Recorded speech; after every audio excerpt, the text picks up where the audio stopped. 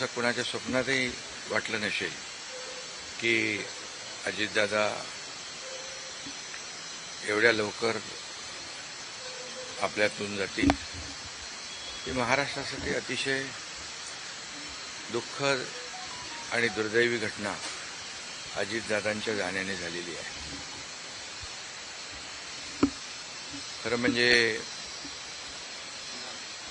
अजितदादा गेले अनेक वर्ष या महाराष्ट्राच्या राजकारणात नेतृत्व करत होते आणि अतिशय परखड स्पष्ट वक्तेपणा आणि प्रशासनावर असलेली त्यांची पकड आपण पाहिलेली आहे. प्रत्येक गोष्टीचा त्यांना बारीक अभ्यास करून बोलण्याची सवय होती आणि परखड स्पष्ट वक्तेपणा, निर्भीड, रोखठोक बोलणारे असले तरी सुद्धा त्याला चूक म्हणणारे असले तरी सुद्धा अतिशय मनाने ते निर्मळ होते. याचा अनुभव मी स्वतः घेतलेला आहे. त्यांच्यासोबत मी मंत्रिमंडळात देखील काम केलं. मी मुख्यमंत्री असताना त्यांनी उपमुख्यमंत्री म्हणून देखील काम केलं आणि जेव्हा मुख्यमंत्री मी असताना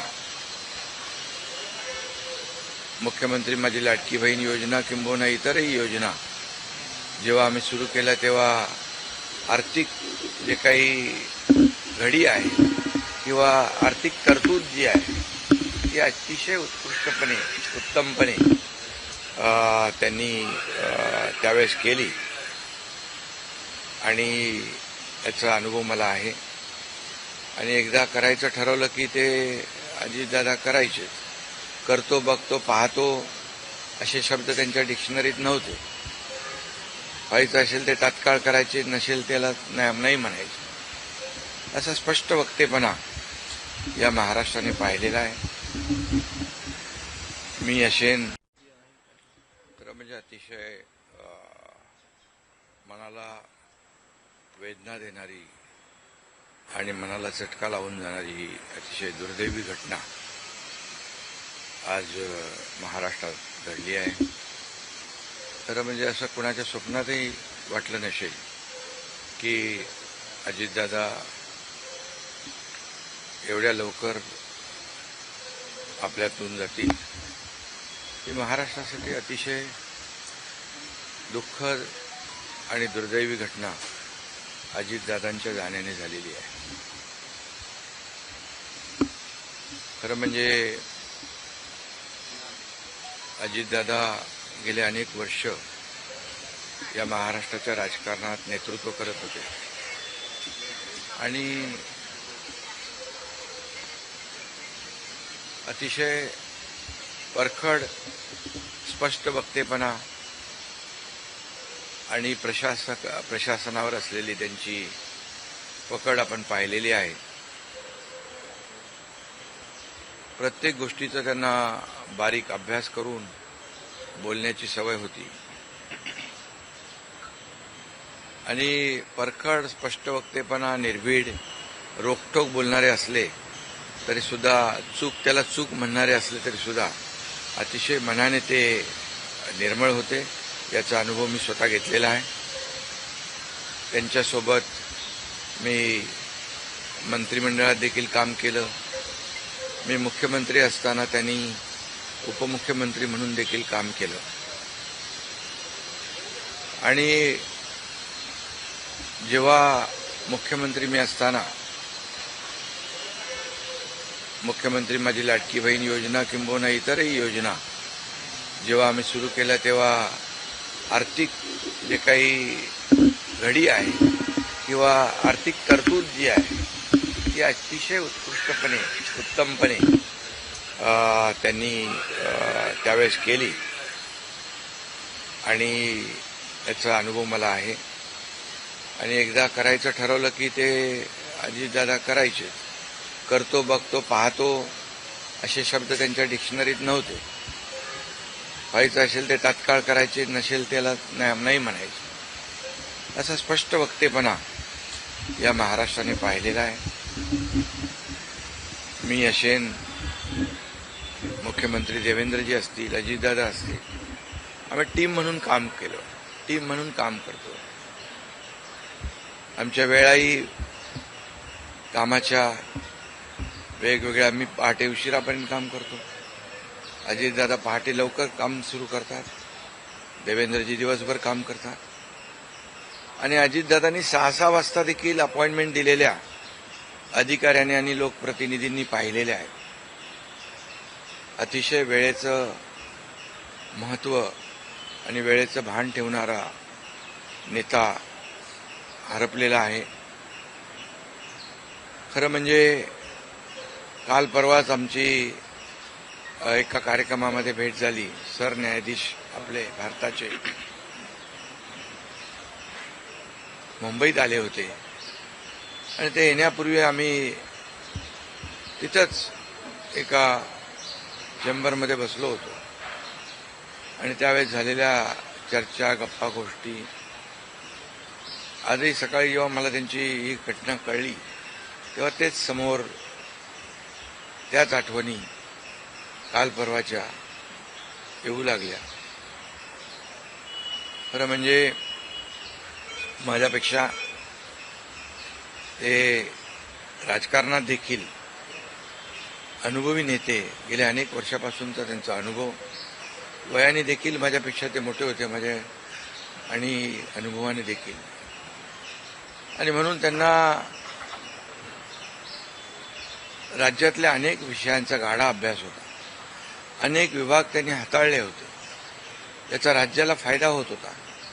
मंत्रिमंडळात देखील ज्यावेळेस काही विषय यायचे त्यावेळेस आपल्या राज्याची आर्थिक परिस्थिती अशी आहे, आपल्याला सर्वांना काटकसर करावी लागेल, अशी अगदी निर्भीडपणे सांगणारे अजितदादा देखील आम्ही अनुभवलेत.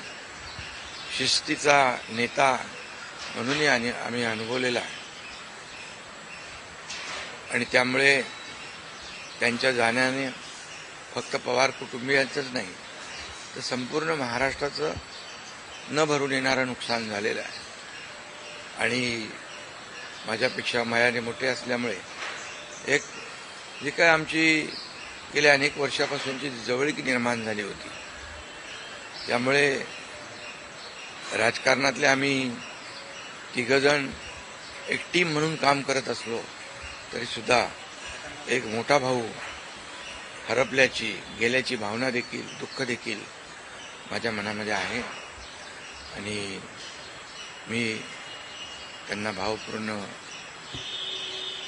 आदरांजली अर्पित करीत असतानाच मनामध्ये फार दुःखाच्या भावना आहेत. त्यांचं कुटुंब हे दुःख पचवण्याची क्षमता, डोंगरा एवढं दुःख आहे, ही क्षमता ईश्वराने त्यांना प्रदान करावी. कुटुंबाचंच नाही तर संपूर्ण महाराष्ट्राचं झालेलं नुकसान.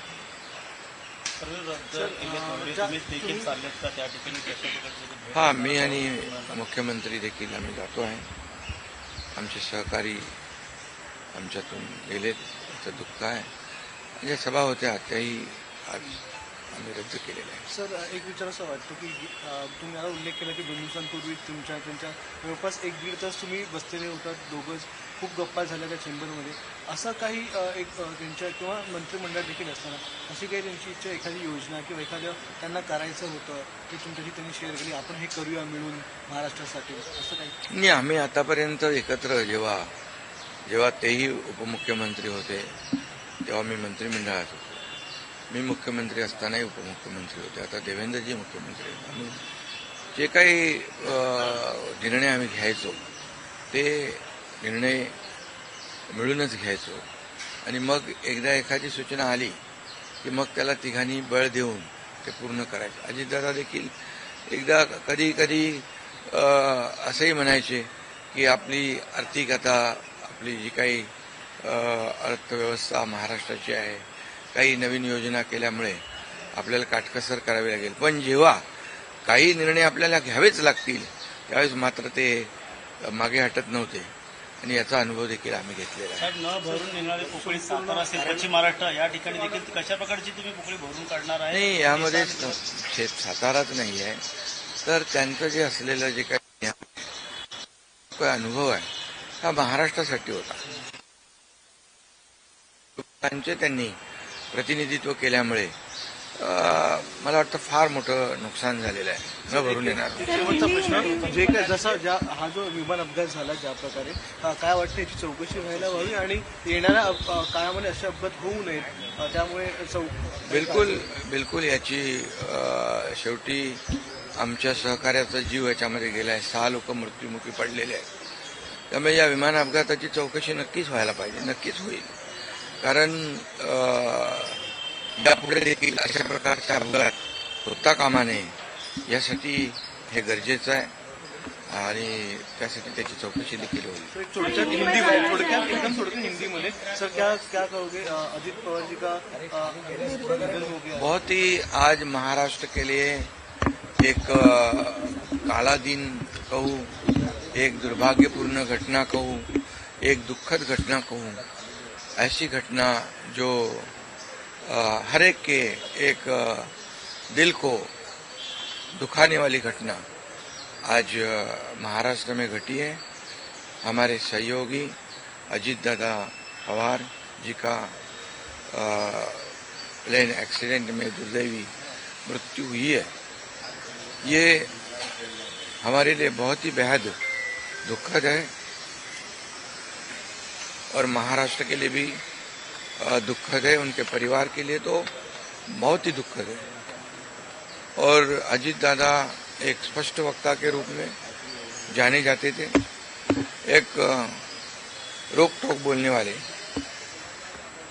देखता हूँ, करता हूँ, ऐसे शब्द उनके डिक्शनरी में नहीं थे. जो होना है वो तुरंत करते थे, जो नहीं होना है उसे साफ ना कहते थे. लेकिन वो कड़े शब्दों में कहते भी, लेकिन मन के बहुत अच्छे थे और इसका अनुभव मैंने लिया है. उनके उप मुख्यमंत्री कार्यकाल में मैंने मंत्री के रूप में काम किया. मैं मुख्यमंत्री था तभी उन्होंने उप मुख्यमंत्री के रूप में काम किया. आज देवेंद्र जी मुख्यमंत्री है, उनमें भी हम दोनों ने उप मुख्यमंत्री के रूप में काम किया है. हम टीम बनकर काम कर रहे थे, महाराष्ट्र को आगे बढ़ा रहे थे. इसमें एक हमारा टीम वर्क था और मेरा काम करने का तरीका जैसे देर रात तक काम करता था. अजीत दादा जल्दी सुबह उठकर उनकी शुरुआत होती थी. देवेंद्र जी भी दिन भर काम करते और सुबह उन्होंने 6 बजे अपॉइंटमेंट दी हुई, ये भी इस राज्य के अधिकारियों को पता है. एक समय को बहुत ही महत्व देने वाले, एक कद्दावर, बहुत ही कर्मठ नेता जो है, समय सूचकता रखने वाले नेता जो है, ये नेता हमारे में से अभी नहीं रहे और ये हमारा और महाराष्ट्र का, उनके परिवार का बहुत काफी बड़ा नुकसान हुआ है. उनको कई अलग अलग विभाग जो है उन्होंने काम किया, उस पर उनको अनुभव था. हर एक विभाग की जानकारी लेके वो अपना स्टेटमेंट करते थे, अपना निर्णय लेते थे.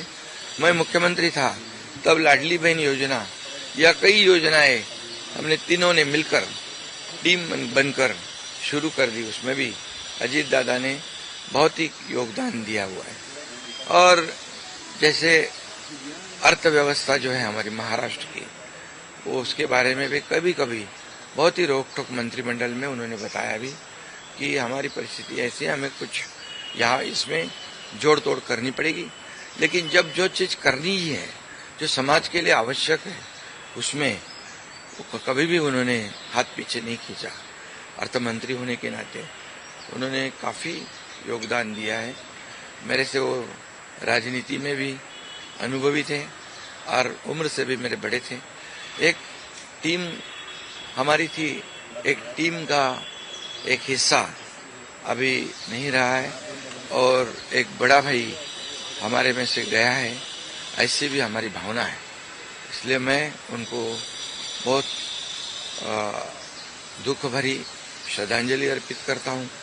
उनके परिवार को इस दुख से बाहर आने की शक्ति ईश्वर प्रदान करे, ऐसे ईश्वर से प्रार्थना करता हूं। सर, आठ बार उप मुख्यमंत्री रह चुके हैं। आपके कुछ दिन पहले उनके साथ महाराष्ट्र के साथ साथ आपके भावुक हो चुके, आपके आंखों में भी नम जैसे आंसू। नहीं, कैसे वो उनका स्वभाव ऐसे था।